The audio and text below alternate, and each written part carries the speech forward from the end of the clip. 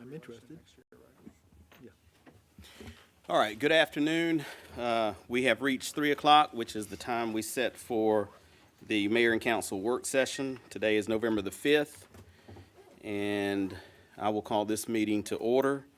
Let's start with community development. Bobby Elliott, if you'll come forward. Ron, to present VA-04-20, 5 variance requests for 77 Commerce Drive and public hearing.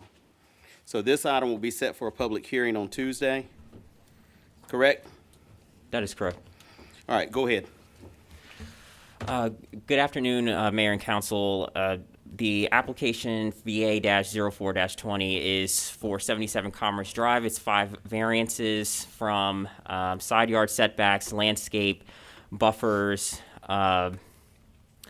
and parking space locations.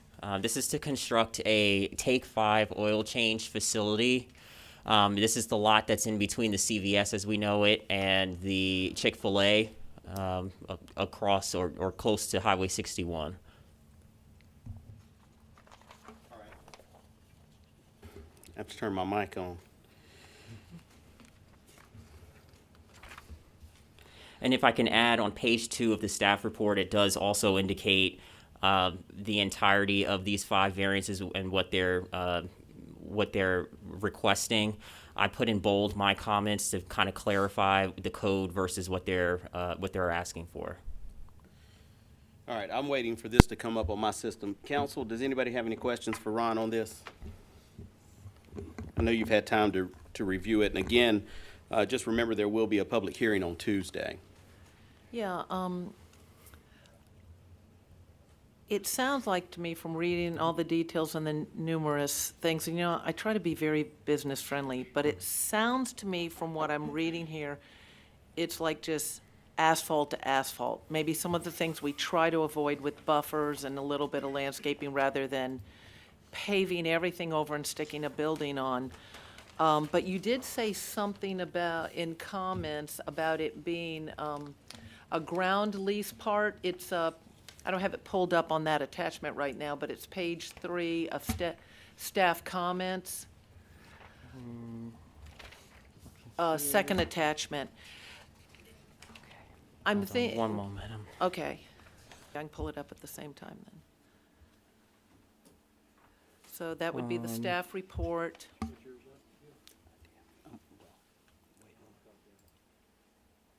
Yes, I see what you're saying. It's on the top of page 4.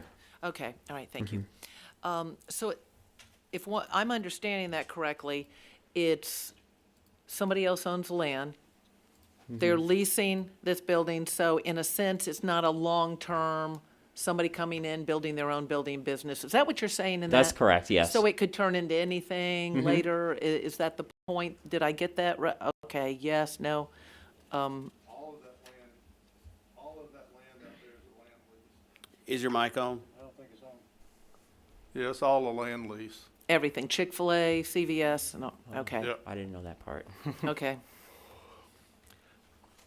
I suppose it's possible to have a piece of property that's zoned in a certain manner and want to use it in that type of zoning, but what you want to put on it is just too big for the piece of property.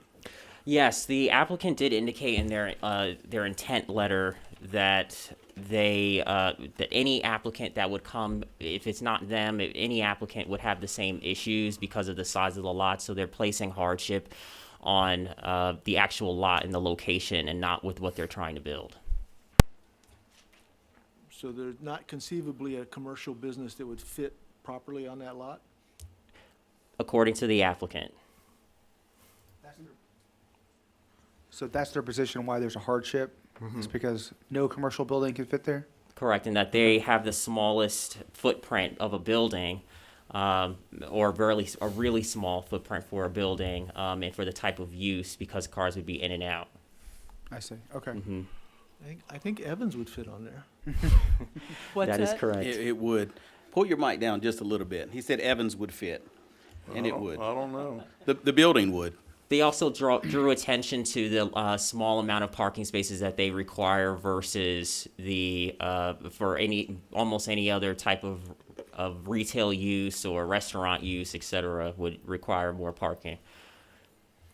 So, okay, and I saw that. So is it staff's opinion that there's no business that could fit on there that would still have room for the buffers and that sort of thing? Theoretically, yes, there would be. I'm sure there's plenty of other businesses out there that could probably use a lot that's small instead of large, or that doesn't require a lot of parking.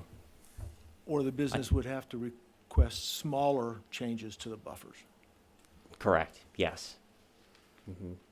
But would still be variance applications, though, is what you're suggesting. Potentially, it could be. Now, on their site plan, you'll notice where their building setbacks are, and, sorry, it's upside down. I was looking at that. If they rotated the building 90 degrees, it would be much closer to within the variances required.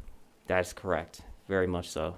But circulation would be compromised as well with getting cars in and out.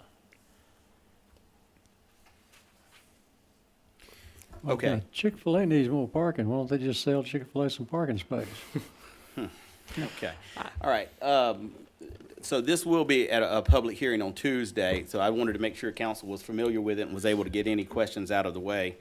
Council, do you have anything else that you need clarification on or information on before we move on? One question. Yes, sir. Okay, so they're requesting a parking variance as well?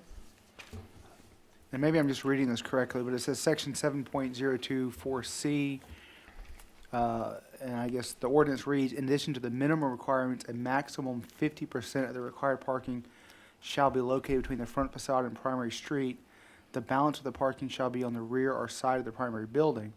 But then they actually put all parking spaces on the rear, so, Those are my comments in bold. right. They put them all on the rear, but let me see here. But the ordinance only requires a maximum of 50%, so theoretically, they could put nothing in the front. The ordinance provides they can put nothing in the front. That's how I read that, at least. Let me see. A maximum 50% of the required parking shall be located between the front yard facade and the primary street. Parking Not more than 50.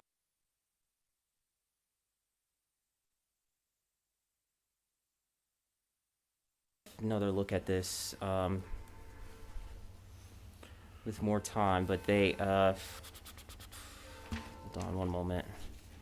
I'd have to go back. I'm gonna go back and I'll take a look at that prior to Tuesday, Okay. and I'll update you, Thank you. all the council members. Thank you. All right. Anybody else?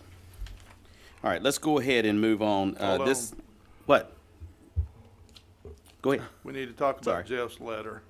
Okay. Yes. It's in the packet. Is So that the hardship statement You or something should, else? do you, okay. Oh, it's not the hardship statement? no. All right. No, we added a letter in there from the property owner.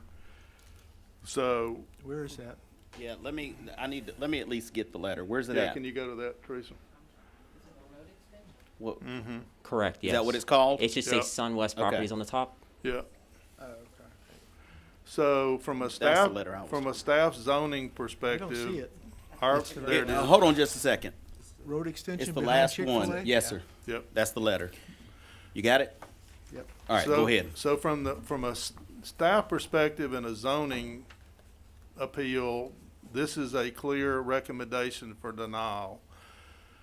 The only reason for council to consider approving this or anything else, and I'm not sure what even a Waffle House would fit on this site because of the parking, but the only reason right now for us to consider this is that the property owner has committed to build a road behind this site that will connect the CVS parking lot where there's a road easement over to the road between Chick-fil-A and Racetrack with a view toward eventually extending that road all the way down to Hardee's in order to develop that whole section of Commerce Drive.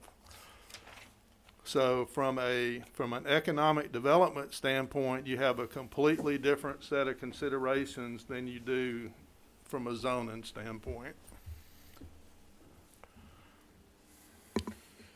Okay, is that what Tom. you wanted to include? All Can right, I- questions from council? Well, Tom, in that letter, though, it says that this parcel and roadway construction is part of a larger plan for this area west of Highway 61. Should help interparcel access and alleviate some of the current traffic stacking issues. So, just by the language of the letter, it appears that that's not exactly, like, that project isn't necessarily tied into this variance, though. It's not one, it's like something it appears that it's a larger plan already in the works, so I don't, Yeah, his plan all along has been to build a road behind the initial construction. What allowing this oil change place to go in will do is get the first block of that built. First block of the road. Yep, from CVS to racetrack. But it only looks like it doesn't help anything but the new business, because it goes to there and goes through to CVS, so.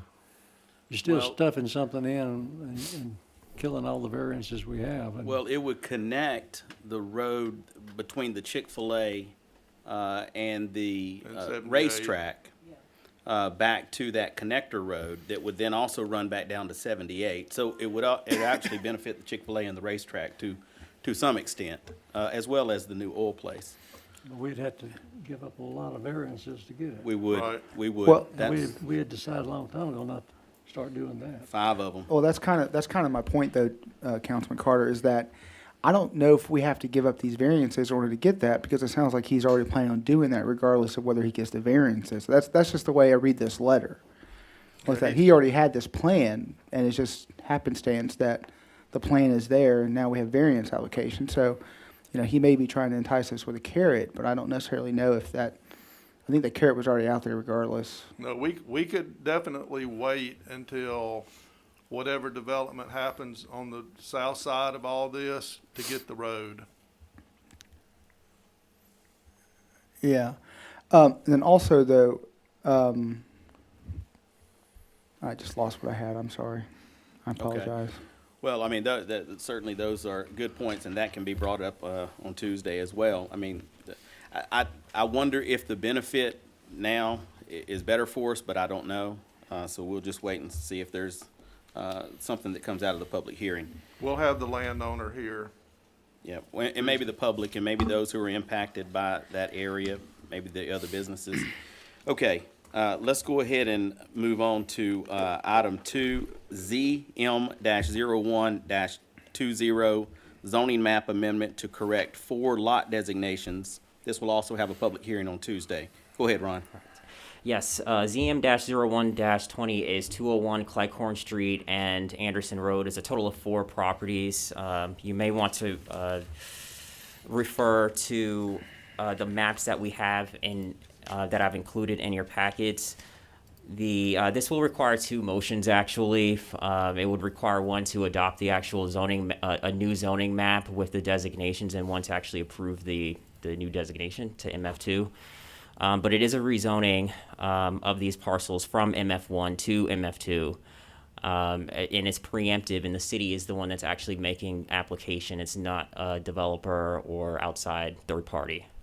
Okay, so this is initiated by the city where it received consent on a 5-0 vote. That's correct. All right, council, does anyone have any questions? All right, Can you explain why we're rezoning vacant city property?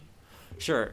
We zoned back in August 11th, as we know, we rezoned the entirety of the city. And at that time, and prior to that time, we had or there was a question, at least, of a developer that would be interested in doing a swap of property and building on this particular lot.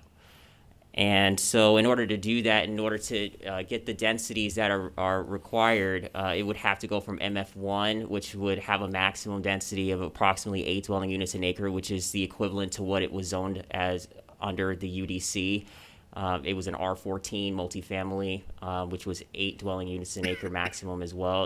And this is just baseline maximums, not including any density bonuses or anything like that. The MF2 zone has a maximum of 19 dwelling units an acre. So it's an increase. It's a rather considerate increase. But in order for the density for a project like that to work, it would have to be MF2. So these three city lots are lots we're gonna swap, not ones we're gonna retain. Correct. I would have to really defer to Tom for that. That's something that I don't know.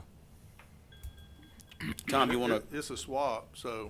So these lots are part of the TAD deal with the apartments and are not gonna be city lots. They're not gonna be city property in the near future after we conduct the swap, and we need to rezone them prior to that swap? So, right now, the properties to the east are ours, and the properties to the west are somebody's. And the apartment developers buying the properties to the west, and then he's gonna subdivide what he's gonna buy, and we're gonna take the west parcel, and he's gonna take the east parcel. But we're gonna rezone the whole thing. We're gonna hopefully build the road.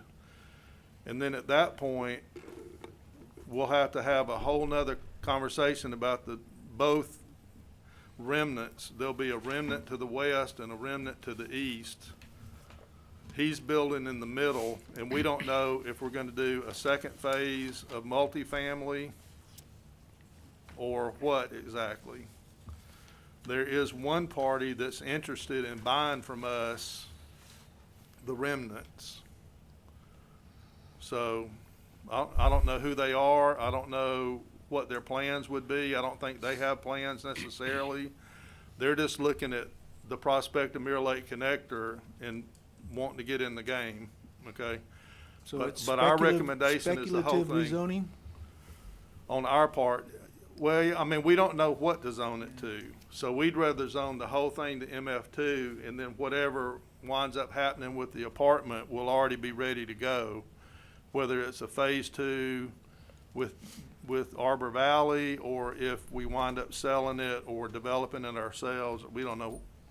Because at this point, still don't know the road route for sure until we nail down the use of the Scherner property. Didn't we just clean out a whole mess of speculative rezoning that we did and left undeveloped lots for 50 years as industrial when they shouldn't have been? Right. You know, this is But going in back this to case, we own it, so I'm not worried about us building something on it that we don't want. I mean, that's, But I don't think our ownership is any different than a citizen's ownership. You well, know, I control it if we own it. Okay, let me kind of get clarification here. So the 4 lots under the previous zoning ordinance, what were they, Ron? R14 multifamily. Okay, and so R14, I don't have my cheat sheet with me. That equates to what on the current zoning ordinance? MF1, 8 dwelling MF1. units an acre. Okay, so if we're correcting 4 lot designations from MF1 to MF2, how are we correcting? If it was previously R14, which translates to MF1, we're not correcting an error here. This is just. We well- wanted it to be MF2 from the beginning, but the process that we put in place required us to change the zoning laterally. We weren't upzoning. We were only either doing a lateral zone, just changing the names, Right, or we were down zoning it. right. Where did we? So this is the up zone Where- in order to fit the use. Where did we articulate the intent to have it be MF2 or from the beginning? I have asked the developer to build to MF2 from the beginning to get enough units. But the developer doesn't control these lots. They have a contract on it. They didn't close on it until the end of October. For the 4 lots that were, Well, the part that they had to buy, they've closed on it last month. okay. But for the 4 lots at issue in this application are still city-owned lots. And I The understand, ones, the lots to Three. the east are. okay. The lots to the west are what he just closed on. I guess what I'm trying to say is we're correcting something. This makes it seem like, oh, there was a misprint on the map. These were originally R14 No. or some higher level. And so this is a straight, just a rezoning is what this It's is. a rezoning. We weren't able to do in the process what we wanted to do. We followed the process.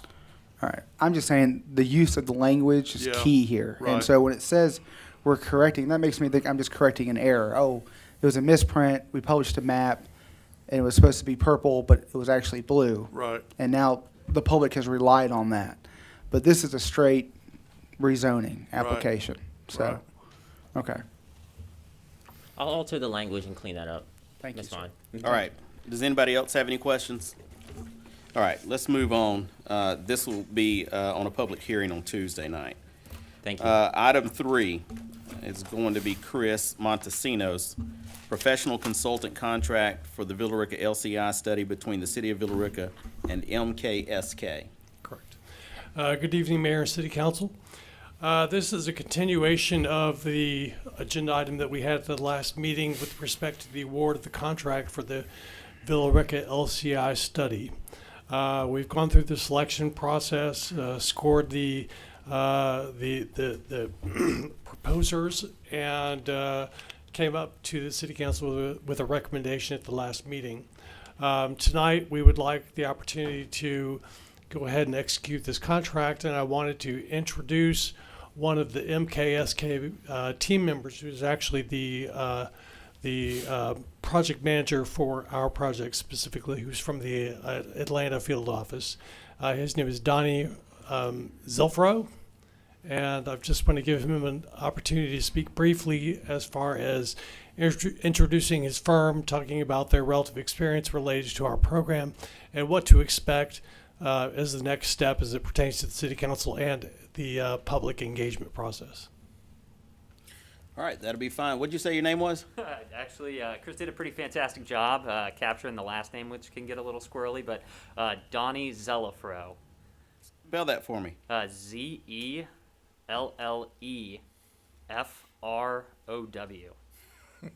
Just keeps going. Somebody came up to me earlier today and said that we had Ryan Gosling in the room. I think Or it's Ellen so DeGeneres I thought they was going to after a say bad Ryan, but he haircut. said Donnie. I wanted to correct it. Well, welcome. Go ahead and tell us a little bit about. Yeah, thank you all for the warm introduction and hosting me today. As Chris said, my name's Donnie Zelafro. You'll see Donald on the cards, but that was my grandpa, and I've been Donnie ever since. I'm a designer. I'll serve as the project manager for this study. I work with MKSK. We're a firm comprised of landscape architects, urban planners, and urban designers that's been around for 30 years and has worked with communities like y'all's, since its inception to really, set forth grand and achievable visions and then dig in and implement them. I think that's one of the exciting things about our firm. We are a hyper-local firm in so many ways. We had started in the Midwest, and ever since, through various, means, have transitioned our way into the Southeast. And as Chris mentioned, we have an office in Greenville, South Carolina, though I live in Atlanta at about where 75 and 85 meet. So I'm kind of right in the neighborhood. Since landing in Atlanta in 2016, we've had a pretty successful track record working with communities, again, really to come up with these shared visions and dig in and implement them. We've worked with the city of Alpharetta on a few projects now, looking to reposition the North Point area from a kind of big box auto-oriented district into something more mixed, livable, and kind of people-centric. And we've signed a contract with the city of Woodstock as well to do some work in their downtown. So this scale is right in our wheelhouse and something that I know we're excited to dig in with. Joining us will be Tool Design Group. They're an industry-leading firm that does people-first transportation planning. So looking at all of those multimodal connections, how to get people safe, comfortably, and in friendly spaces, from point A to B. And Addie Weber, who is also based in Atlanta, the Atlanta field office, will be joining us for that. And lastly, we have BAE. They're an innovative economic and real estate development consultancy, joining us to help figure out the market strategy and some of the nuts and bolts of getting this done. Joining us as well with Sherry, who lives in Roswell, Georgia. So despite, if you look at our firms, seeing some kind of out-of-state addresses, we're all just right in the kind of backyard. So we're going to embark upon this, if y'all will have us here soon, and we'll jump right into really setting forth, I think, a strategy that's right-sized to the Villa Rica community and to the unique, environment that we find ourselves now, trying to kind of get people and plan safely. During these times. So we'll be working a lot with Chris, with Tom, with Bobby, to make sure that we, have things right-sized to y'all, and, have strategies in place to bring in as many voices into this process as we possibly can, because this is meant to be a shared vision, and, kind of those community conversations and that community engagement is a pretty important part of our process, something that we hold near and dear. So that'll be one of the first things that we get into as soon as y'all will set us loose. As soon as we set you loose. All right, well, I appreciate that introduction. I'm going to ask if council has any questions for you to start with, and then we'll go back to staff. Anyone? Okay, if there are no questions for you, thank you for being here today, and we will go back to Chris. Thank y'all for having me. All right, council, does anyone have any questions for Chris? Chris, have we received the proposal for Living Centers Initiative study that's referenced in this contract? Yes, we have. As a matter of fact, it is When I attached. say we, I mean like us, not Yes. you. Now, I can't speak for the clerk's office, but I can say that the version that we submitted to the council included the proposal as an Exhibit B. It should be the entirety of the Is it within the contract, Chris? contract is the first 16 pages. Okay, so it's within the Which- contract. Yeah. Includes- Well, I'm just, when I look at 110 pages. the contract, it talks about a timeline referred to on page 60-something, which we don't have. Yes, that's actually referencing the proposal itself. Yeah, that's what I was which- asking for. Which basically is, I'm not sure, I can't speak to if it's in your version because I'm not sure which version you got, but the one that's on the screen behind you is 110 pages long. So the first 16 pages are the actual contract, and this Exhibit A is the scope of work. Can you take us straight to page 60? Is it up there in the top? hit You the- can just hit the click button. on the number and change it. And that would be 60 of this PDF, not 60 of the actual. Okay, any idea? There maybe should be 76? page numbers at the bottom of each page. What I was looking for is the time frame 48. that it 12 more specified. Yes. And Yes.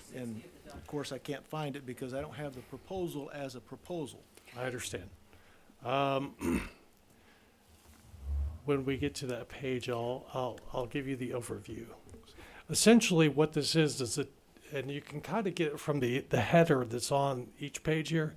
They talk about the process from the tasks that are required under the LCI, which is the public engagement, the data collection, the analysis, the creation of the plan, and the articulation of the implementation program. All of those are sort of systematic. Some of them overlap each other.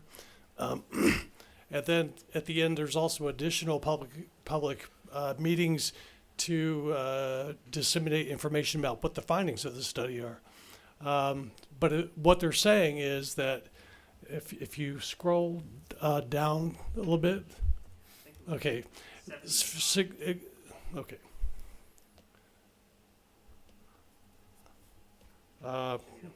There we go. Project. So the project timeline, if you can see up on the screen behind you, and I apologize, it's right up in your face here. It goes through the steps of the public participation, the data collection, and the various overlaps, and it gives you a timeline as far as when they're planning on doing those within the first 3 months or along a 10-month process is what they look at for the entirety of the project. But what they're trying to articulate here is, this is what they're going to, for example, the conditions assessment and planning assessment is going to take 3 months. That's going to happen at the front end of the project. Public engagement is going to happen throughout the process, heavily in the beginning, less so in the middle, and also more on the end. They're looking at, for example, the development concept plan. Those are going to be in the middle of the project timeline, and it's going to take roughly 4 months. So they're kind of giving you a general idea based on the tasks associated with the scope of work, where those land within the time frame, and how much time to anticipate that is going to go to that particular activity. All right, let me, Michael, will you ask that question again? Yeah, I was just, I was looking for the timeline so that I can understand when we would expect to see this thing come back. And it looks like 10 months Yeah, that's correct. is, so August, September of next year, we'll have a package in our hands. Yes, yes, sir. Okay, does anybody else have any questions? Michael, will you pull your microphone just a little bit closer to you when you talk? All right, if council doesn't have any other questions on this item, I am going to make this the first item on the consent agenda unless there are questions or objections. All right, that's consent 1. Thank you, Donnie. Thank you, Chris. Thank you. Have a good evening. All right, let's move on to Public Works. And item number 1 is approval of citywide service agreement to provide HVAC systems with semi-annual inspections and seasonal filters. That is Mr. Nick Griffin. How are you, sir? I'm doing well. Good afternoon. Go ahead. This is kind of self-explanatory. Last year we had Action Electric do our services for all of our HVAC system needs. That agreement has not lapsed, but it's finished, and we have started using KBS for quite a few repairs. I've actually presented you guys 3 larger projects not too long ago that KBS installed at 3 of our facilities. They've been doing a great job. They're very responsive. And this service agreement, we're actually getting more than we were getting from the prior company, and it's cheaper. So it pretty much consists of the basic. We have two more in-depth inspections of all of our HVAC systems. That'll happen twice a year. In between those services, we'll get a smaller just filter change. So more and better services for less money. That's what you just Yes, sir. said? Absolutely. Okay. All right, council, he made it clear when he first walked up that this is self-explanatory, but I'll still see if you have any questions. When I asked for a copy Do. of the contract, for a specific reason, I wanted to see what kind of filters they're using. And this thing says, install proper sized filters. It doesn't talk about the quality of the filters. In my business with distribution centers and stuff like that, I've seen a lot of HVAC contracts where they cut the price on it because they put in cheaper filters. Right. And that's a problem. So this doesn't specify the quality of the filter, the MER rating or anything like that. So is that something that, That's something that I can obtain. I can get you a product number. just to and- make sure they don't change the quality from what Of they course. pitch to you to Of what course. ends up 6 months from now happening? So they are using, historically they've used, because they have changed, when they're coming out to service one of our, or repair one of our systems, they'll usually always put in a pleated filter. Now, Rather than glass? yes, sir. But if you'd like, yes, sir, I'll definitely, I can either email it to you or I can bring it back on Tuesday. It's up to you. Whatever works best. Okay. Well, so I will trust that you will do that, and if nobody here objects, then I want to make this item C2. All right, thank you, Yes, sir. Nick. All right, let's move on to, yes, ma'am. Would it be okay, I know when they come up to speak, for the sake of the video and maybe for us, are y'all comfortable with people, because we were doing that, letting Sure, y'all absolutely, I have no issue. take that mask Thank off? you, I yeah. think it'll be clear on the video for people watching after, if y'all are comfortable. Yes, more than comfortable. We would hear you clearer, but okay. I don't really enunciate well anyway, so No, I'll you watch did that now. fine. No, you Just did joking. It's good. everybody. Thanks. And, I usually say that at every meeting, so if you want to remove your mask when you're speaking, that's perfectly fine. Do you have the next item, Nick? Yes, sir, I have Okay. the next. Number 2, approval of replacement and installation of new garage door at the Avanti building. Go ahead. All right, this is the only bid, and it's something, if you don't mind, if I can touch on a little bit on our bidding process for smaller items like these. This obviously was an emergency repair and purchase. They have not installed the system yet, but it is. We do have a PO out there, and they are waiting on parts. The garage door has failed, like it's explained. It's an older door. It needs to be replaced. The building's being monitored regularly. So one of the council members asked me where the other bids were, and what I'm getting at is on smaller projects like these and mechanical specific projects, such as take the garage door. For all of our garage door needs, we're going with West Georgia Gate and Door. We have for many, many, many years.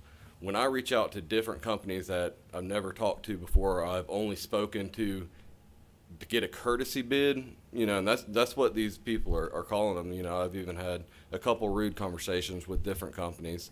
I'm not only wasting their time, but I'm wasting mine as well.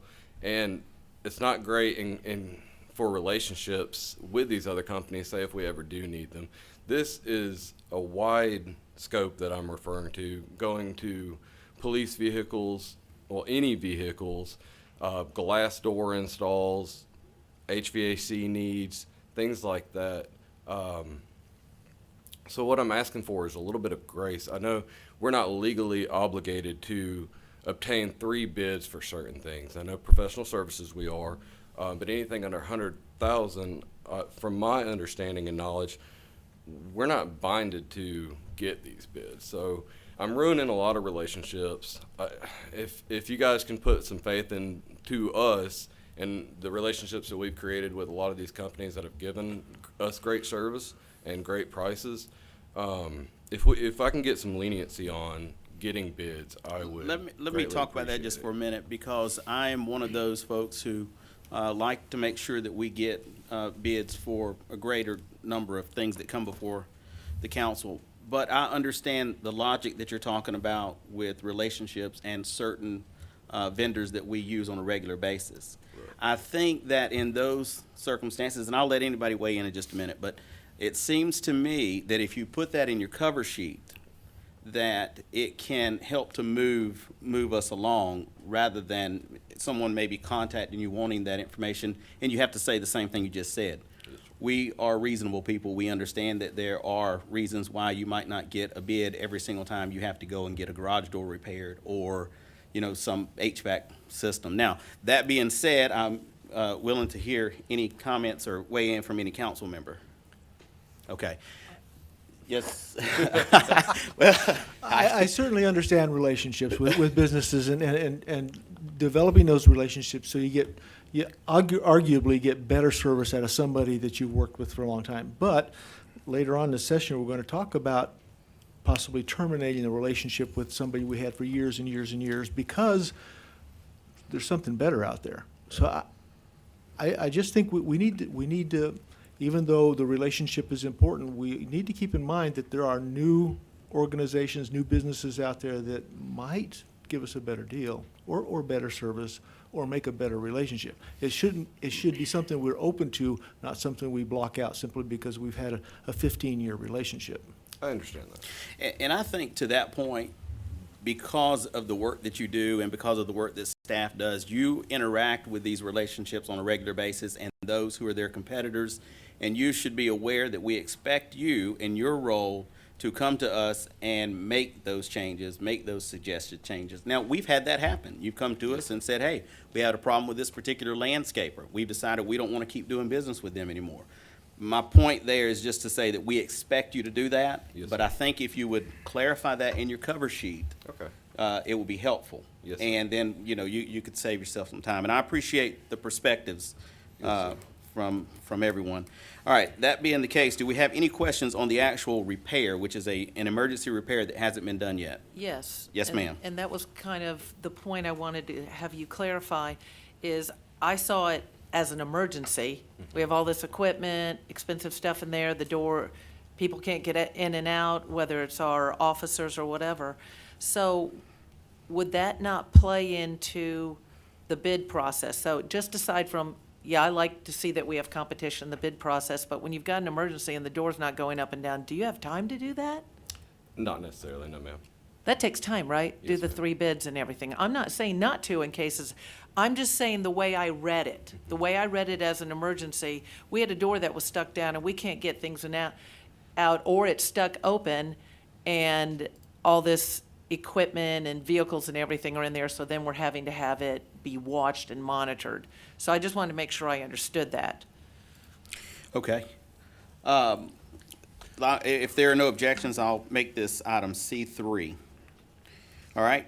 Nick, you have another one. I have a few. Yes, sir. All right. Purchase of a 2020 Ford F-250 Crew Cab 4x4 for the Stormwater Department. Go ahead. Yes, sir. This is a budgeted approved item.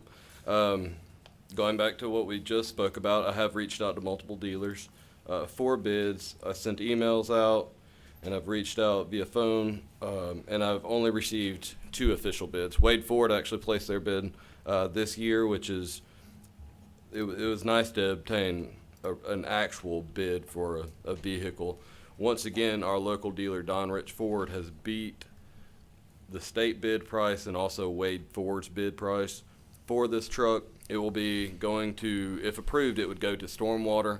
They are currently driving an old 2004. 2004. Okay, I got a 1999 that I'm going to bring next week or next month. It's a 2004. It's an older truck. We don't want to necessarily sell this vehicle. It would be a great spare to have in our fleet. As many times these vehicles need service, repairs, they're down. To have one that we can issue out just for a spare would be great, and it'd be good for that purpose. So the purchase price for this Ford F-250 spec to our liking, or our wishes, is $31,615. So you're talking about keeping this in the fleet. How many extra vehicles do you have in the fleet for just these trucks, just a comparable truck? We currently have one standard shift 1999 F-150 that I got this one confused with. That's a spare, but not many people can drive a standard shift anymore. Yep. I also have two Black Fusions that were spare vehicles that we would loan out But to admin staff. those are regular vehicles. Those are regular vehicles. So I have no trucks. Okay. That can be All on right, the that road. was my point. Council, does anybody have any questions on this vehicle? Yeah, why are we keeping this in the fleet if we're experiencing problems with it? Because it won't be driven every day. It's something that can sustain a few years if it's driven a couple hours a day while their assigned vehicle is getting an oil change. Obviously, it wouldn't be a long-term assignment, and I'm okay with selling it if that's the council's wishes. We wouldn't get much for it. It's probably worth $1,500. We could sell it on Gov Deals, but I think as a fleet manager, I would prefer to keep it, and I think given if it's not being driven every day as an assigned vehicle, maintenance costs stay really low. And if you're not having to work on it every time you drive it. Exactly. Yes, sir. All right, anybody else? One question, and it's for all the vehicles because of what you wrote. I read all your cover sheets. They were, very good explanations. What's the deal with people not wanting to what's your opinion on, is it they got too much business, or there's no sense in me bidding, I'm never gonna get it? I've heard stuff like that. I'm not putting in a bid. It takes too much of my time. I'm not gonna get it. What's the scenario as you see it? It's a mixture of both. Okay, so this year we have formed a relationship with Peach State Trucks. There is a governmental fleet manager or the fleet sales manager that I've been speaking to. He wasn't interested in bidding on the 2 F-250s or the police vehicles, but on our service trucks, he's like, okay, I'll bid on that. I can be really competitive. So that was one example. It's just he wouldn't make really any money on these vehicles. The other is exactly as you just said. Historically, we've always purchased from Don Rich. These local dealers have not only dealt with me, but Charlie, and they know he gives us a great price, and we always buy from him. So many of the dealers hardly ever get up under state bid contracts. So what we how our process is not. A lot of other cities don't do the vehicle procurement like we do. They just fill out a state bid sheet, send it in to whoever that contract holder is. So for police vehicles, it's Wade Ford. They're pretty much the ones who created that state bid sheet, and it's public record. Each dealer can obtain it, and any other dealer is not going to want to beat state bid contract because they get a concession from Ford and they get a tax break. So the state bid price is already exponentially lower than any lot vehicle. So us reaching out for bids is abnormal. It's not common. But we do end up paying under state bid because we have a local dealer who. That's right. Who often does that, and we've always encouraged more bids. You've gone to other dealers, you've even gone to local dealers, but every time we review those, we've not been able to make a purchase. Anybody else? Okay, so let me just clarify here. So on the cover sheet, this says purchase of a 2020 Ford F-250. No, I'm sorry. Yes, F-250.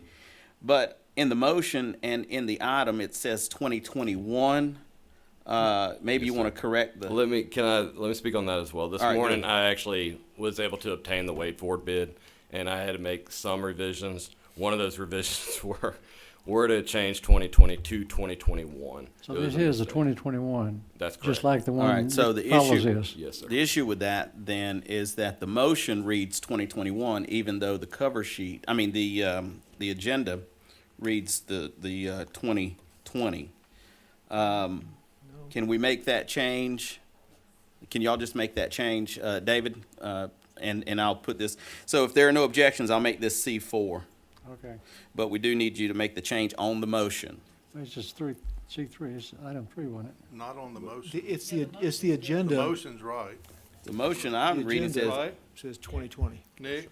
I'm sorry. The it- motion is correct. Yes, It's a sir. 2021? It is It's the the agenda. 2021. I agenda understand. needs So to the be motion is corrected. correct. Ladies, you don't have to The change piece of paper anything. was Just right. the, The just the, agenda's right. The agenda. yes, sir. Okay. And it is C4. All right. Let's That move. was C3, now we're on C4. right? No, sir. It's C4. Item 3 of A was C1. Consent for. Okay. All right. Let's move on to B4, purchase of a 2021 Ford F-250 Crew Cab 4x4 for the Utilities Department.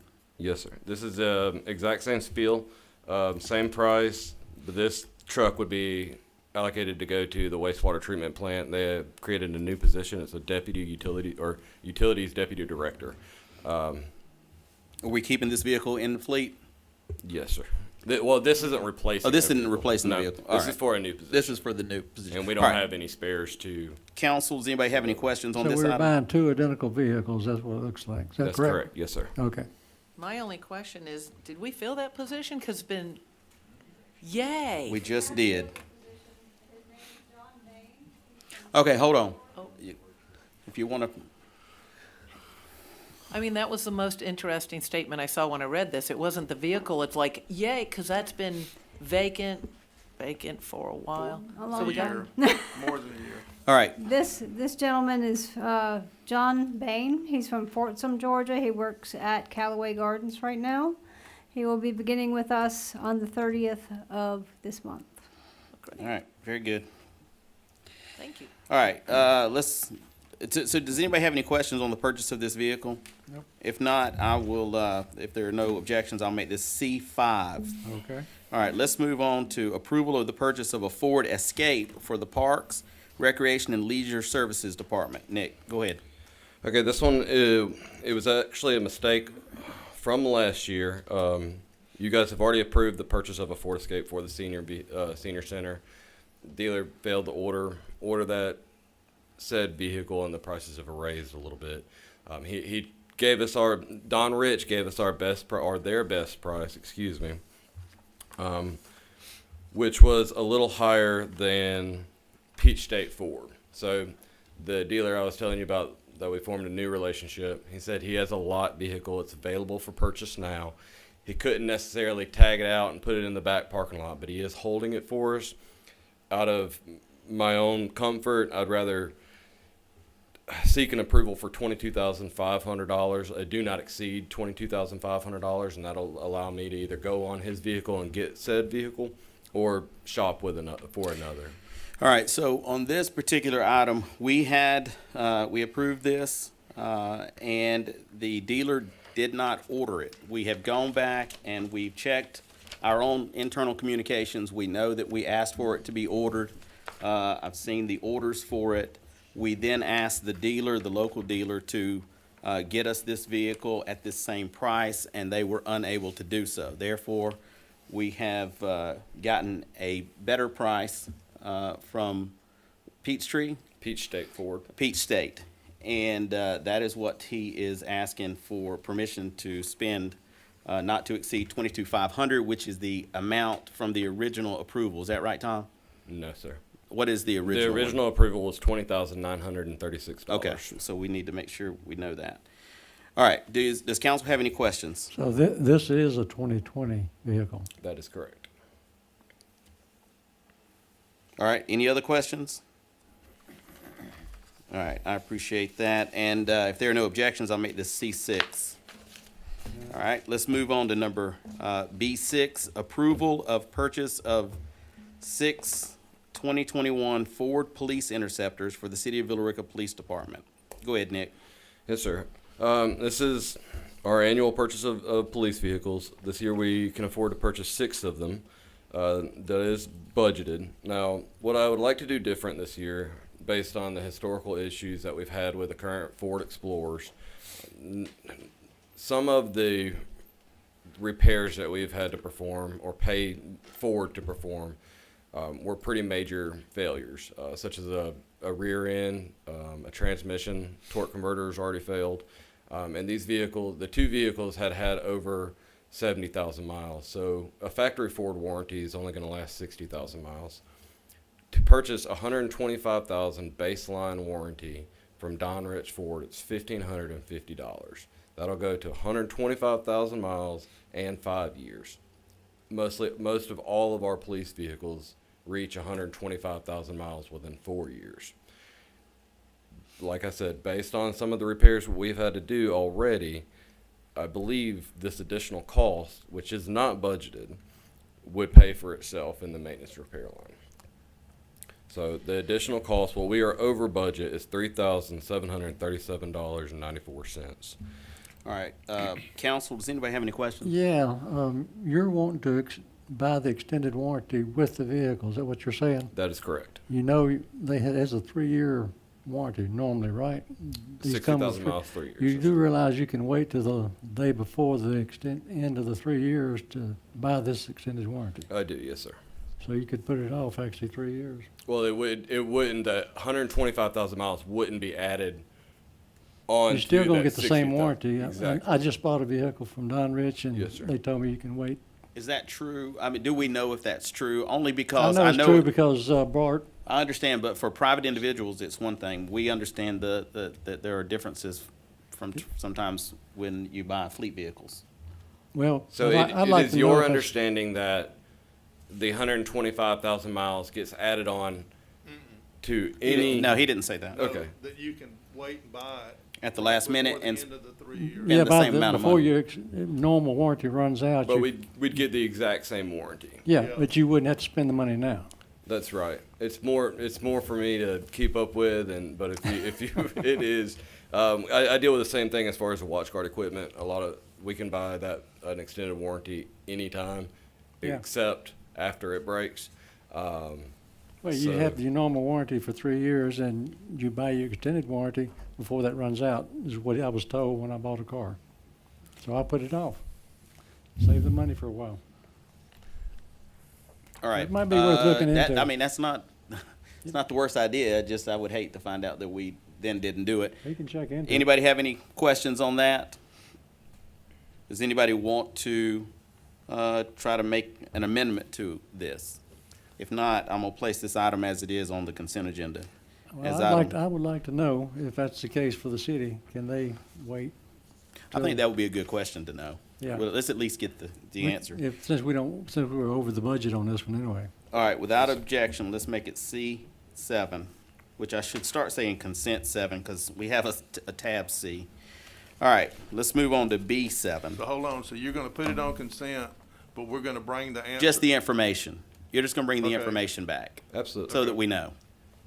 I'll take it off if it turns out not to be the case. That's right. This is the last one, I promise. That's okay. All right, B7, approval to engage SLR Roofing to install an architectural style shingle roof on Fullerville concession stand. Go ahead. And it is an emergency request.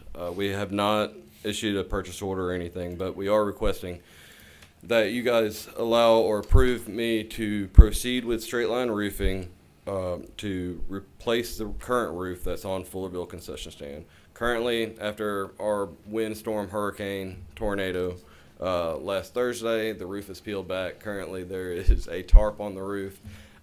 Thankfully, I had already had Straight Line Roofing come out and issue a quote or a proposal. There are two different prices on his invoice that he labeled receipt, and one of them is $8,500. This is if they tear off the existing roof and inspect all the decking that's underneath and none of it is rotting, minus two. He said he'd give us two sheets of plywood, so he'd replace two for free, included in that $8,500. Then that would be that price. I'm sorry if I mixed that up. If the decking turns out to be pretty water damaged and ruined, the price would be $12,000 to replace all the decking as well as a new shingle roof. I'd like to go, instead of a tin roof, I'd like to go with an architectural shingle. In my opinion, it's less maintenance, and I've had a lot less leaks and problems out of a nice shingle roof. So in your opinion or your experience? My experience. I think that's a better word. All right, council, does anybody have any questions? I understand metal roofs take tightening periodically that people forget to do.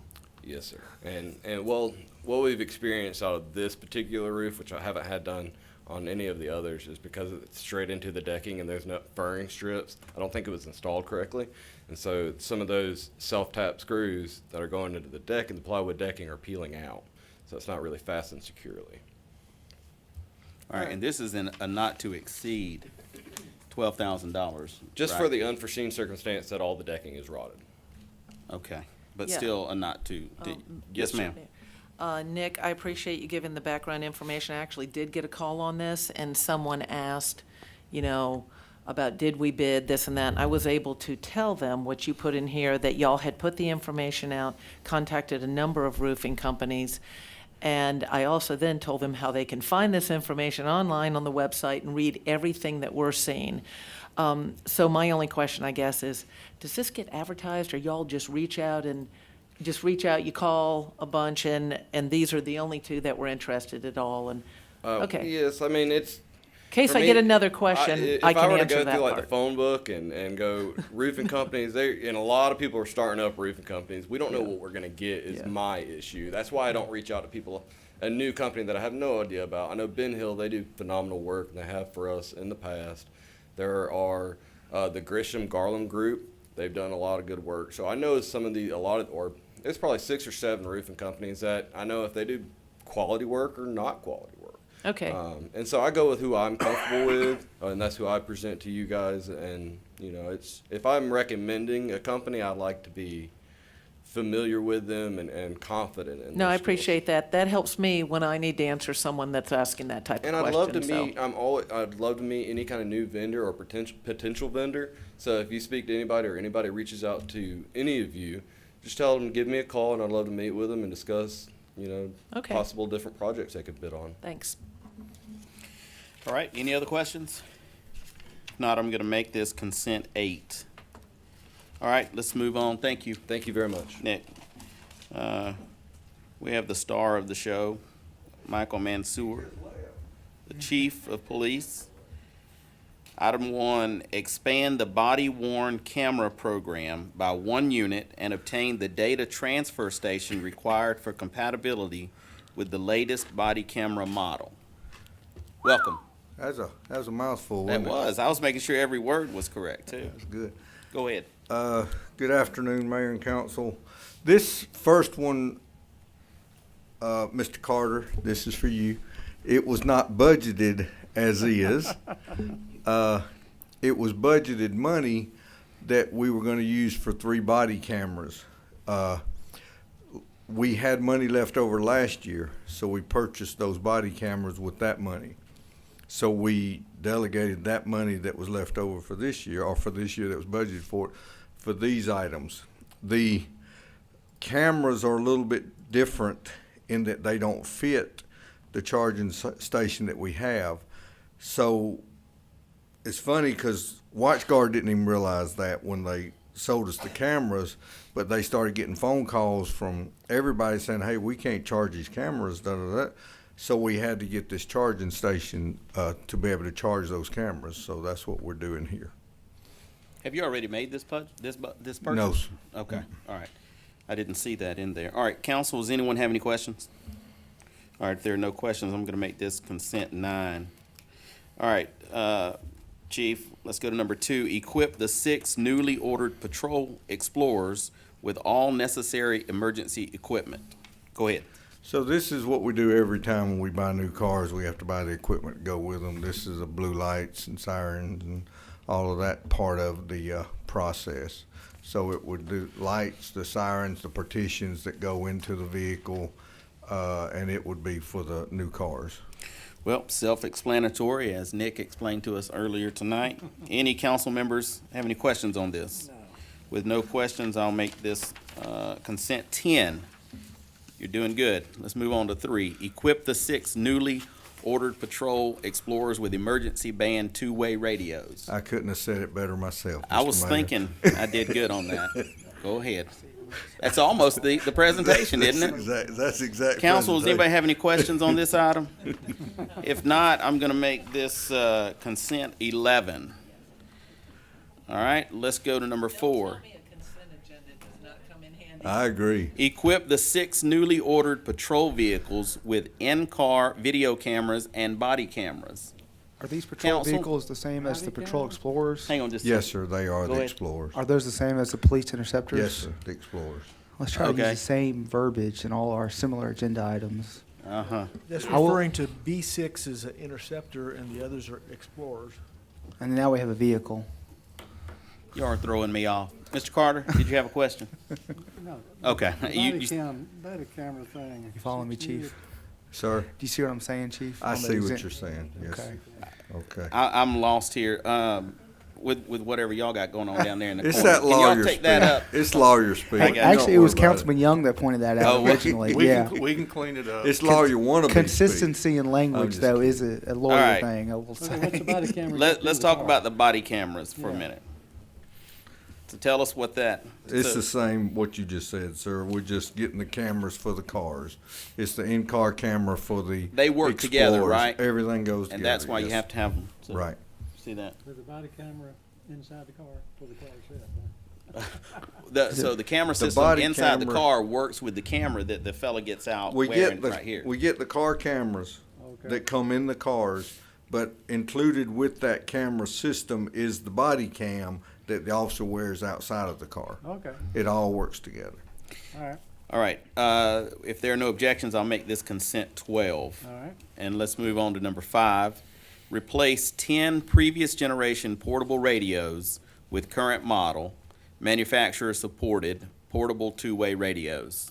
Right, and these are where we're having to replace our walkie-talkies that are no longer This sort of been a serviced. rolling program, right? We're trying to get them all replaced, yes, sir. Right, and we're on number 10. All right, council, any questions? None. All right, I'm gonna make this consent 13. Chief, thank you. Thank you, Good to sir. see you. You too, I ain't sir. seen you with them glasses on in a while. I see. You must have needed to read tonight. Gotcha. All right, we're gonna move on to D, Human Resources, and let me just say before we get started here, council may well have some questions on this, and we may have to get you to come back with us, but we're not going to take this up for a vote until December, because a council member has asked me earlier today to remove it because of some information, and I know we have another item that we're gonna add to the personnel policy in December. So that being said, council, let me get you to go ahead and introduce it, personnel policies update, and then we'll let council talk about it. Okay, good afternoon, Mayor and Council. These are 3 changes, major changes that we want to make within the policy manual that be effective January 1st, 2021. If you received your email yesterday, I sent out what is now and what we are proposing. It changed too.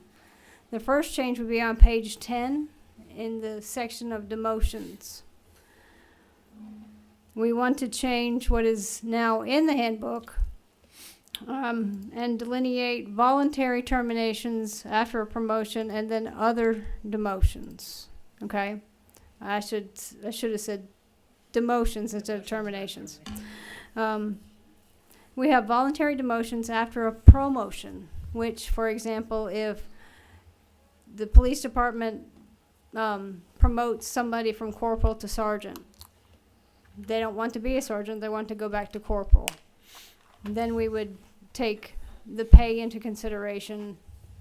They would go back to where they were in the corporal pay grade before the promotion. Okay. Okay, and then other demotions will result in a pay adjustment that brings the employee's pay to the same rate, pay range, penetration level, which is, for example, you have a pay grade, you have a minimum and a maximum, and where you are in that pay grade is the penetration. Okay? In the middle, you're 2/3 up, that sort of. Right, yes.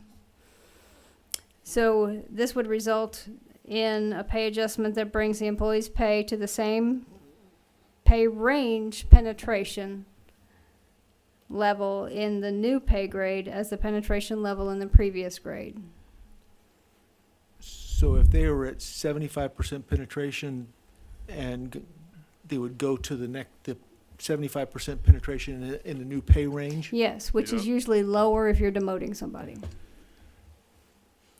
All right. Okay. Also, we have additions. There is a security and awareness policy, courtesy of Mr. Chambers. Also, an email policy that delineates exactly how you should be using your city email. And a clean desk policy, meaning don't leave any personal information on your desk where anybody can go in and look at it and retrieve somebody's personal information. Should be locked up, either behind a locked door or in file cabinets behind keys. Well, that's interesting, because as soon as I saw a clean desk policy, it piqued my interest. I thought, okay, Did you this think must about be. Tom's desk when that? All right. So Bobby there can't is- talk. yeah, Bobby, I was leaving you out of it. All right. So, and then of course you have the tuition reimbursement piece. Yes. So let's talk about the changes there. Okay, what we've done, we've changed it and we want to implement maximums per course. So for example, an undergraduate course is cheaper than a graduate course, so we separated those two out as well. If you get an A in your course, for undergraduate, you can get 100% up to a maximum of $600 per course. A B would be 75% up to $450 per course. And then a C would be 50% or a maximum of $300 per course. Okay. And then the graduate level, if you get an A, you get 100% up to a maximum of $1,000. Okay. Okay? B is 75% up to a maximum of $750. Okay? And then the C is 50% up to $500. Okay. Is that the whole of the changes to the tuition reimbursement? Yes. All right. So let me clarify. I got just a little ahead of my skis a minute ago. What I want to do tonight is allow council to have any questions and some input. But Okay. because this item has already made it to this agenda, I'm going to need to, we won't put it on the consent agenda on Tuesday night. I'll ask the council to table it till the next meeting, which will be in December, and add to it the end of year compensation piece for council to consider. But tonight I know that they're going to have some questions, and then we can sort of hammer out any changes we need to do before it comes back in December. That's what I intend to do. Now, does anybody have any questions? I got one. Yes, sir. The courses they take are the job-related courses? Yes. Specifically, this, They are, There's in the no- policy, it states that they must be job-related courses. They okay, have to be approved by the department head and the city manager. manager. Yes. That's good to know. that's all I need to know. And those courses, could they be working toward a degree? so They that- can be, yes. Okay. All right. All right, Mr. I actually have a significant amount of information, so if somebody else wants to go before me, it's Okay, let's take it one at a time, though. Does anybody have any questions? Mr. Young? How hard would it be to separate out required certification courses and how we treat those, and the regular college courses somebody wants to use to advance themselves, as two different parts of this manual? They are actually separated. One is the tuition reimbursement, and then the other one is education assistance, I believe. Cover the training for those required certifications at 100%. Yeah, this is tuition, basically college. Yeah, it says, Only. while educational assistance is expected to enhance employee performance and professional abilities, the city cannot guarantee participation in formal education and will entitle the employee to automatic advancement. So this educational assistance is not police officer certifications or the city clerk certification so that she can act as a It registrar for. is. For example, I have a certification through GLGPA. My travel money and my education money paid for that. Okay, so it is totally separate. Is if I were going to go back and get a PhD, then this would apply. But if But- educational assistance is for certifications that are required by the law, by whatever, you know, our Policy. police officers require certifications every year in order to maintain their certification as an officer of the law. Correct. So And those things have to be done, have to be paid for, that's one thing, but anything that's optional, that isn't required, is under tuition reimbursement. Correct. This, not what that paragraph is saying on page 119 of 161. All right, shaking his head, though. Just before we get too far, Tom, will you clarify it for us? My understanding is that this is college only.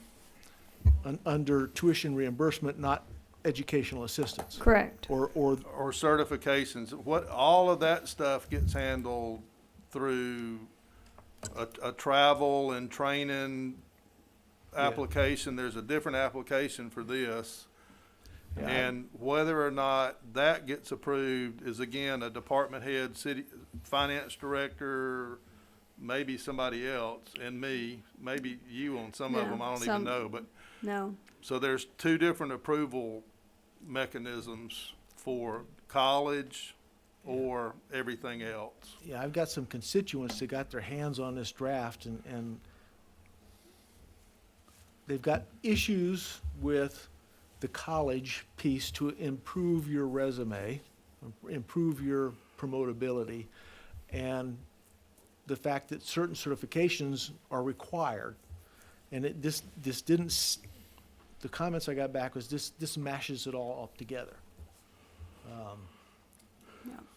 And I would like to see some different requirements on the college improve your resume piece versus the certification. So I was wondering, how hard is it to make those two completely separate? Well, They're separate to us. It just may be that whatever the language is doesn't make them appear separate, but. let's make sure that we're real clear. When this policy came to be 3 years ago, thereabouts, the discussion was, and I don't have the policy right here and I could pull it up, but just in the interest of time, let's make it clear that these additional education reimbursements must be in line with the job that you have or that you could reasonably expect to get within the city of Villa Rica. Correct? And as determined by your department head, and then finance, and then the city manager. Correct. Let's make sure that that is very clear. Isn't that language in there now? That I is believe in there. so. That's my point. I want to make sure that we're saying that because it almost seems like we're saying that you're just simply getting the city to pay for you an education somewhere, irregardless of the type of classes that you are taking or the work that you do at the city. No. I understand. I want to make sure that because when he says it's just to enhance your resume, you know, he's answering a constituent, which is a Right. reasonable question, but I want to make But- sure that we at least are clear. Also, there is a handcuff. If you complete a program of study, you must stay here for 2 years. If you complete a course, you must stay here for 6 months, or you will reimburse the city the entire cost. Has that happened? No. Okay. I know that was a question earlier today. Mr. Young, do you have anything else? No. Okay. Anybody else? All right, Ms. McPherson, go ahead. Okay. It is true, and you know from prior comments, I am fundamentally opposed to taxpayers paying for college tuition classes. Although I'm very much for the training that we have provided for many years and over the years that has to do with specific job-related, whether it's the water and sewer certification, even for the testing, seminars, conferences, training for HR, and stormwater, all that sort of thing, job-specific. I think it also has an inequity amongst the employees themselves. And that is, you have some employees that are benefiting either hundreds or into the thousands in benefits that other employees that either already paid for their education before they came here, or they're paying for their loans now, or they're in a place in their career or their job at the city, it's not practical for them to go to school and get an additional degree or something like that. So you've got a targeted number of employees that will benefit to what can be a great extent and others not. I also made a call down to a local city who had provided this sort of thing at one time. And I asked them, do you still do that? I wanted to get a feel for cities that did this. And no, they do not anymore. So I called a separate official there and asked them what was their line of thinking on, I said, you did provide it, you stopped it one time. They had a change in administration.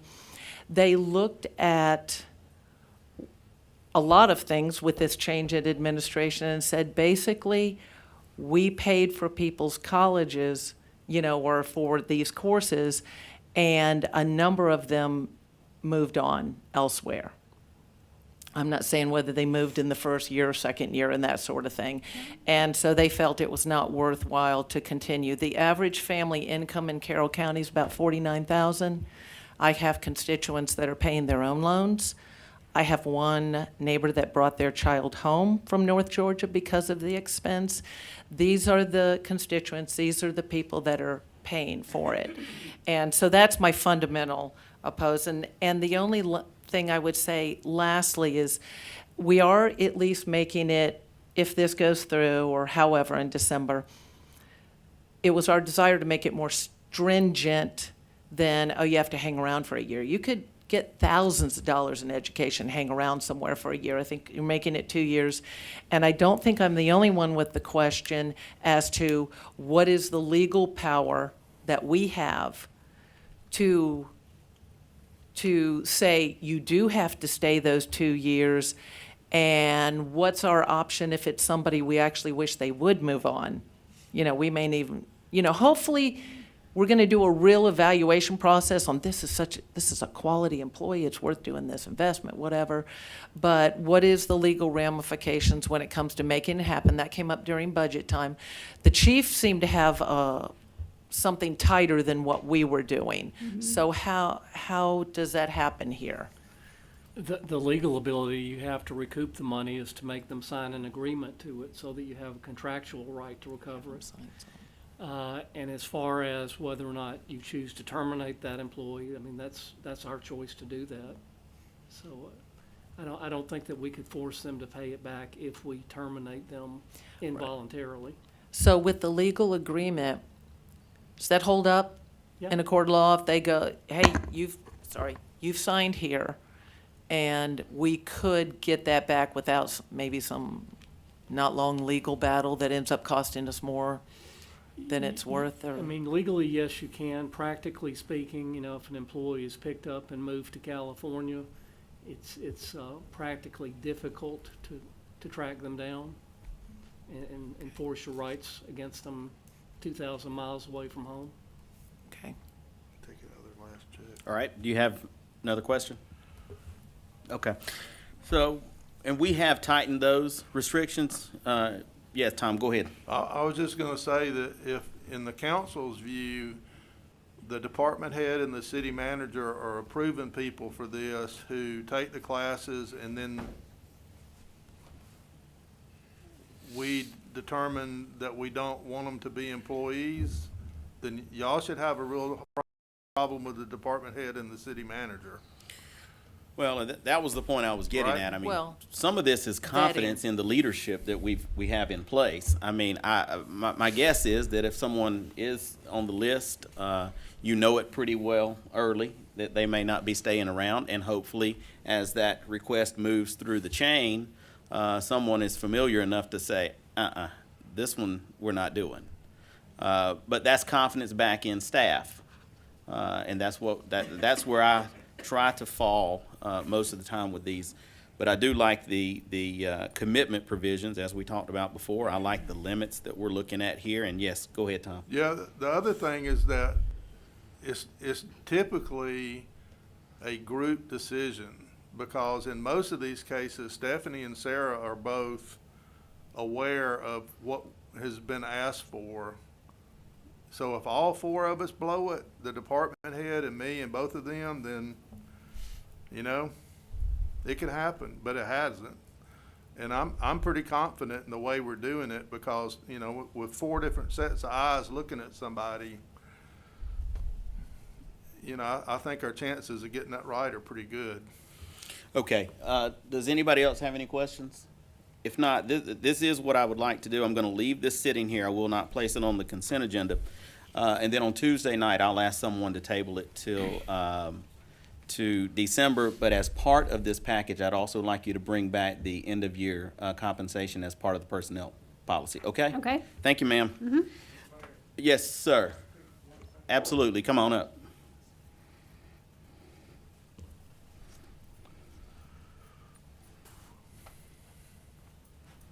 Ms. McPherson asked if we've enforced it or whatever. We have enforced it on officers that were wanting to leave and go back to their hometown or whatever, that we sent to the academy, and we paid those thousands of dollars. And we told them, you can leave, but this is what you owe us. And basically what they did is they stayed until they fulfilled their 2 years. So you do have that handcuff, but like Tom said, if they move away, or David said, if they move away out of the country or another state, it's going to be harder to do it. But you definitely can do it. Now, the other option that we've done is, if another agency hires them and we have that contract, we can also go after that agency for that, you know, that money, at least attempt. And that's kind of that threat of it. Most of them won't mess with it. So that's another option. The one question I did have, and I meant to get with Stephanie on this, is the college tuition can oftentimes be offset through Pell or through Hope. Are we asking people to try that too before we pay for That it? language is in there. Okay. Yeah. Thank you. Yep. We don't want to be the first payers, obviously, and I appreciate you bringing that up. So Yeah, thank you, thank you. Chief. All right, next we will.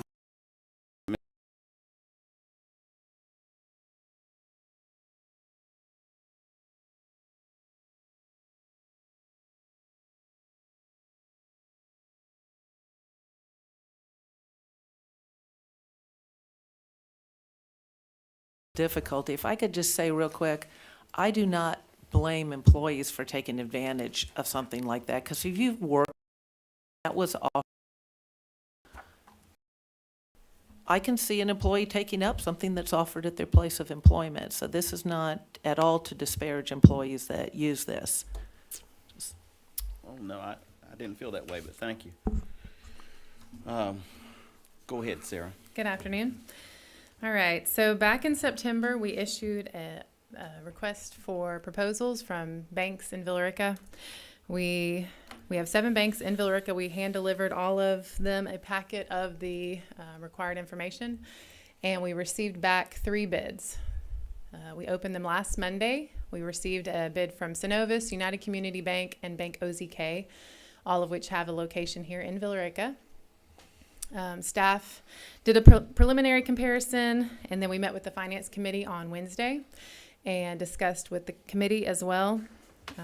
So we did a preliminary comparison of fees to what the interest revenue is projected to be and offset the two of them because one of the bids came back with 0 fees. And so when you compare fees, there was a great discrepancy. However, the interest rate was high enough on the bank that we are proposing to go with that it offset those higher fees. So we are proposing to go with Synovus Bank and make the change. We've been with Bank OZK for a very long time. I've asked, a couple years ago, I asked one of our longer term council members how long we'd been with them, and it sounds like we have been with that bank since the 80s. So, you know, to stay competitive, and, you know, I want to be delicate about this because they are, they've been a partner with us for a very long time. But honestly, the service has been lacking, and we're looking to improve services as well. So. No, I appreciate that. And let me say before we get to any questions from council, we will not place this item on the consent agenda because we will have an abstention on this, so we'll take this up separately again on Tuesday. With that, council, does anybody have any questions? All right, if there are no questions, I will just have this item come back on Tuesday. And let's move on to number 2, the 2021 budget amendment. Go ahead, Sarah. All right. I just have one at this point. So, you know, we've finished up the 2020 budget year. We are now in our 2021 budget year. And there are a couple other amendments that we have discovered that I need to bring to the council. I actually discussed with the Finance Committee last Wednesday, but I wasn't ready necessarily to bring those. So this is a different one than I discussed with the committee, but this is a tuition reimbursement. So during the budget process, some of the departments' training and travel money was moved out of the individual departments and moved to the council contingency. So within the training budget is also, it's really called an education line item, but, or we call it education/training. So within one of those departments where the money was removed and moved to contingency, we now have a tuition reimbursement that needs to be paid out of that line item. So this is a budget amendment taking $2,300 out of the council contingency and moving it back into the education training line for human resources to make a reimbursement for tuition to an employee in that department. All right. Council, does anybody have any questions on this budget amendment? All right. If there are no questions, I will place this item on the consent agenda as consent number 14. All right. Thank you, Sarah. Thank you. We will move on to tab F, City Manager Tom Barber. Item number 1, to designate the mayor and council as the redevelopment agency for the city of Villa Rica. Go ahead, sir. As we move through the process of implementing a tax allocation district, the statute requires that a redevelopment agency be designated within the city. It could be a separate board. It could be comprised of mayor and council, or some combination of that, I guess. And staff is recommending that we make the mayor and council the redevelopment agency. You will have, in that capacity, decision-making authority as we move through the tax allocation district process. If you have questions about that, you're probably gonna need to ask David, but that's what I understand that we need to do. You know, David, this just on the surface of it seems like we would be heavily involved in this anyway, but it seems a little odd for us to be the agency, and I don't object to it, but I did want you to talk about that just a little bit. Now I'm not to create a board and come in with new members because I already have to do that next month for the other board, but talk about that just a little bit. Public Facilities Authority, which means you're going to be heavily involved and want to be heavily involved in the decision-making for public facilities, just like you're going to want to be heavily involved in making the decision with regard to the TAD also. And you could have somebody different, but then you'd be having to worry about what they are doing as opposed to just making the decision on the front end yourselves. All right, that was very good and concise. All right, Tom, go ahead. So, for example, for the Mirror Lake connector TAD, you can make the DDA the development agency if you didn't want to go through reconstruction from scratch. The southwest one, Avamore and all that, you could make the Villarica Development Authority, for instance, I guess, the agency. Or, Right, but I'm recommendation is for y'all to do it. yeah, So Yeah, if you want to go another way, we could go another way. One of my consistent count, don't give away your power if you don't have to, because it's sometimes hard to get it back. okay, well, that's. Well, and the fact that we that's are interesting. directly accountable to the citizens, and maybe just the transparency, because it's all taking place like this, anything we decide having to do with some of this. Well, I know sometimes we have to do things in executive session, but eventually it has to come out here in a council meeting for everybody. All right, are there any other questions? All right, if there are no questions, I'm going to make this consent number 15. Mr. Carter has to leave us. He has an appointment. Thank you for being here, sir. We'll see you on Tuesday. All right, let's go ahead and move on to F. This is F2, adoption of pilot, which is the payment in lieu of taxes agreement related to Walton Communities project with Villarica Housing Authority. David, are you going to? Yeah, I'll make right. the presentation Go on ahead. this. This came to my attention about 2 weeks ago. I was contacted about this matter being placed on the city council agenda, and it is a proposed payment in lieu of taxes or pilot agreement between the Villarica Housing Authority, Walton Communities, and the city. To give you some background, the Villarica Housing Authority entered into what was called a cooperation agreement with the city of Villarica in approximately 1950. So this is a concept that's been going on based on state law and federal law that started back in the 40s and the 50s. The basis of statute, which exempts housing authority property from ad valorem taxes. So by law, they simply don't have to pay ad valorem taxes on public housing. There is a provision, however, that the city and the housing authority can enter into a payment in lieu of taxes agreement whereby the city is able to recoup some of the money.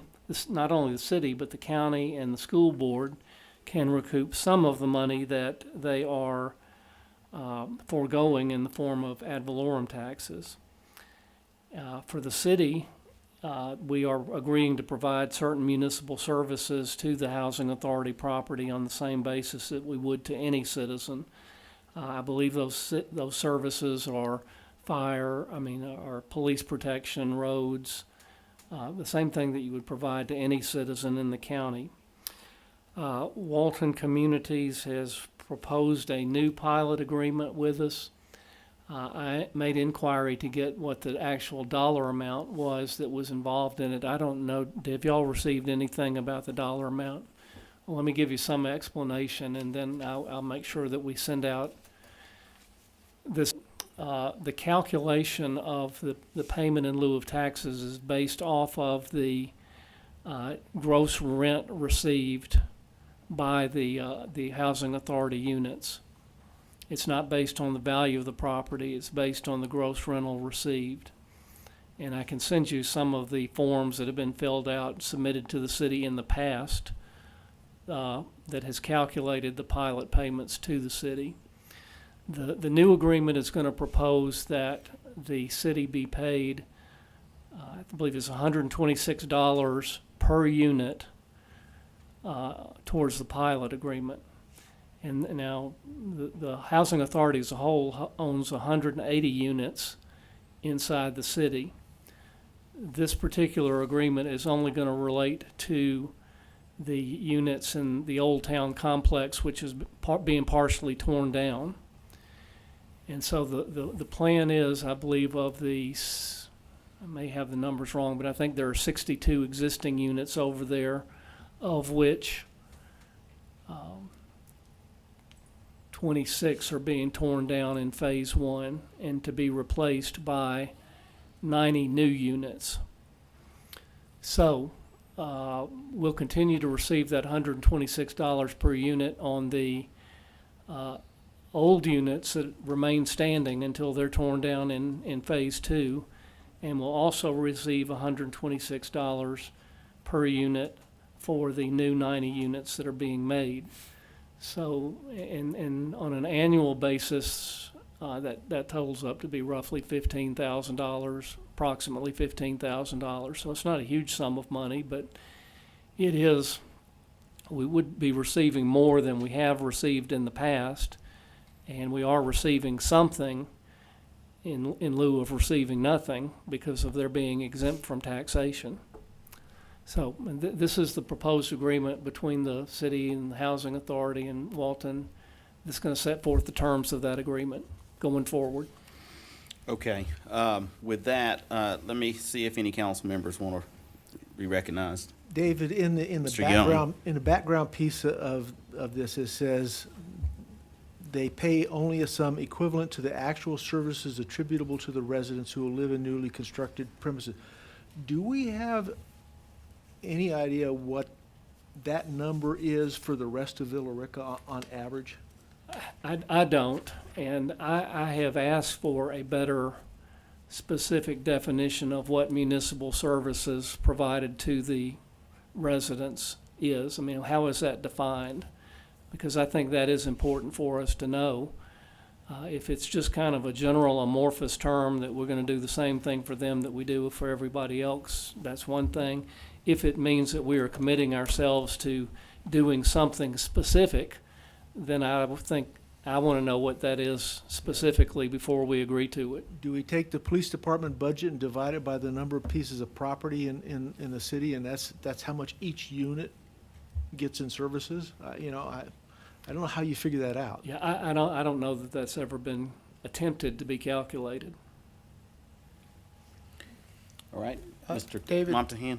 I don't know, maybe this question is actually better posed towards the housing authority, but if the statute doesn't require them to make any payment, then why do they agree to make this payment? That's what I'm not. I think it's under the theory of just being good public citizens. And for Walton Communities, I mean, in my discussions with them, I have been impressed that they do want to try and be a good citizen of the city here. As far as the Housing Authority, it was just built into the law that they could make this to show that they're trying to be good citizens and to treat their people living in the assisted housing the same as other citizens. Okay. And I guess going back to the definition of the municipal services, that wouldn't include, I guess our understanding, that would not include water and sewer, because that's a separate fee that a water or sewer customer pays. It's not part of the taxes. Yeah. Yeah, I think the provision of water, so that they have access to water, that we are agreeing to provide that. I don't think that we have to provide free water to everybody that lives in the, I think they pay water rates just like everybody else. Sounds like the CFO has approached. Let's hear it. I was just going to clarify, yes. They are set up as customers in our water and sewer system, so they're separate there. And we have received these payments. In the time I've been here, it's ranged between $17,000 to $22,000 or so every year. So just FYI. So that sounds like this agreement will be a little less than what we've been getting. Is that correct? Those were the estimated numbers they sent to me, but it does sound less than what Sarah just said. Let's hear her. She's stomping back up here. Go ahead. Well, when I calculated, I saw Tom doing math too. I thought the numbers you said, it would be about $31,000. Is Okay. that what you came up with? Yeah, and my numbers that I was giving was just limited only to the old town houses. If you add in the other 110 units scattered out throughout the city, then yeah, it would be Okay. more than that. Understood. Okay. Okay. Yes, sir. So one observation is that it would seem in our interest to agree to a rate that was a percent of revenue that changed every year and not a fixed amount. Because as we talked about it earlier today, I mean, this agreement that we're in is 70 years old or something, right? Right. And I don't want to get a fixed amount for 70 years or even a fixed amount per unit, because the rent's got to go up and the cost of services got to go up. So it seems like the pilot should go. Anyway, that's just me. All right. Does any other council members have questions? To All right, Tom's Montague. point, I'm sorry, I understood David to say that the existing agreement was based on gross receipts, though. Is that correct? So is it a Yeah. percentage of the gross receipts? Yes. Or- Okay, and, That's what I want to see in this next one. But And I don't see numbers in this agreement. and so this proposal is to go to a flat rate instead of a percentage of the gross receipts? or- No, I think it is still based on the same concept as being a percentage of the gross rental received. But Tom's correct, it's not spelled out in this existing agreement, and that would probably be beneficial to have that added in. But the payment is calculated the same now in this agreement as it has been in the past, as a percentage of the gross rent received. All right. Okay, Is that so- all, Mr. Montahan? I think so, yes, sir. Okay. Ms. McPherson? Okay, so obviously we don't do this every day, but I see the point where we shouldn't be getting the same amount 50 years down the road. So I get that part. So my only question is this standard? What are they doing elsewhere? What are other cities doing? I mean, this isn't new. It's going on other places. So I'm guessing there's guidance out there as to what is the standard. I mean, Walton exists in other places here in Georgia that we visited. Yeah, I don't know the answer to that question. I haven't tried to compare any of them. I will try and do so. Again, my observation is that Walton is trying to treat us fairly and do what they're doing in other jurisdictions, but we need to confirm that. And maybe even GMA could give us some guidance, you know, right, with the other cities and Right. what they're doing. Okay, that's all I had. Okay, so let me just talk for just a minute about this. I'm not going to put this on the consent agenda. We had discussions earlier today, and without getting too far into it, there are a number of questions that I have, and several of them have been raised here today, and David will be taking a look at it. I want to be careful to make sure that I convey that the city wants to be good partners with Walton Communities as well. But there are questions that we need answers to with regard to this 70-year agreement, with regard to the services agreement, and the costs and the obligations that the city would be incurring by agreeing to this, along with a few other questions. So I'm going to say that and say that we're not going to put it on the consent agenda. I don't know if we will pass this out on Tuesday. We may well not. But I hope that you're able to get some more information for us by then.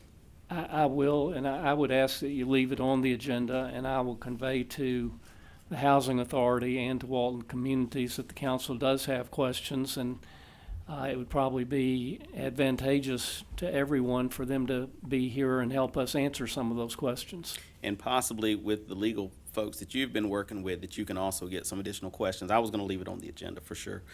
Okay, that being said, we have now reached tab G, which is public comments. Is there anybody here who would like to make public comments? All right, seeing none, I don't have to read the whole statement. So let me see. Does council members, does anybody have anything to add? Any last minute things? Any clarifications you want to get? The only thing I have is on, going back to the pilot real quick, I'm sorry. Go ahead. Section 4.2 references that the amount of the pilot for the housing units shall be the amount identified in the agreement or amount of the year, calendar year. So I think it's referencing the, what were they called? The the cooperation agreements, which then it references Exhibit A and Exhibit B. I mean, do we have copies of those? I know they're 70 years old, you said, but Yeah, I have copies of the cooperation agreement, and when I send you out those numbers that I promised to send you tomorrow, I'll attach the cooperation agreement so you can see what your predecessors in office committed you to 70 years ago. okay, thank you, sir. 70 years ago. Okay. All right, that's a great point. Now, I'm going to create the consent agenda. Yes, sir. Oh, who? You got a open house announcement or something? Does somebody want to make an announcement? You got Talking about me? An open house announcement? Oh, well, go ahead and make the announcement. Oh, yeah, okay. I had forgotten, but I appreciate it. Yeah, we're just we're finally, COVID has allowed us the benefit of postponing our ribbon cutting at my law firm and former Mayor Reese's West Georgia aerial imagery, who also shares space with me. We're having it November 12th, 10 a.m. So, and I think I've already sent y'all calendar invites for the ribbon cutting, so we'd like to see everyone there. That'd be great. Thank you. All right. Tom, get that one in there. All right, let me create the consent agenda. I will read this off, and then if anyone has any objections or changes, please let me know at the end. All right, consent number 1 will be professional consultant contract for the Villa Rica LCI study between the City of Villa Rica and MKSK. Consent item number 2 will be approval of citywide service agreement to provide HVAC systems with semi-annual inspections and seasonal filters. Consent number 3 will be approval of placement and installation of new garage door at the Avanti building. Consent number 4, purchase of a 2021 Ford F-250 crew cab 4x4 for the stormwater department. Consent number 5 would be purchase of a 2021 Ford F-250 crew cab 4x4 for the utilities department. Consent number 6 is the approval of the purchase of a Ford Escape for the Parks, Recreation, and Leisure Services department. Consent number 7, approval of purchase of 6 2021 Ford Police Interceptors for the City of Villa Rica Police Department. Consent number 8, approval to engage SLR Roofing to install an architectural style shingle roof on the Fullerville concession stand.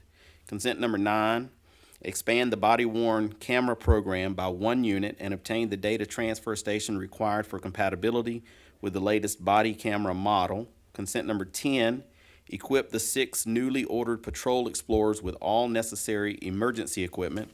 Consent number 11, equip the 6 newly ordered Patrol Explorers with emergency band 2-way radios. Consent number 12, equip the 6 newly ordered patrol vehicles with in-car video cameras and body cameras. Consent number 13, replace 10 previous generation portable radios with current model manufacturer-supported portable 2-way radios.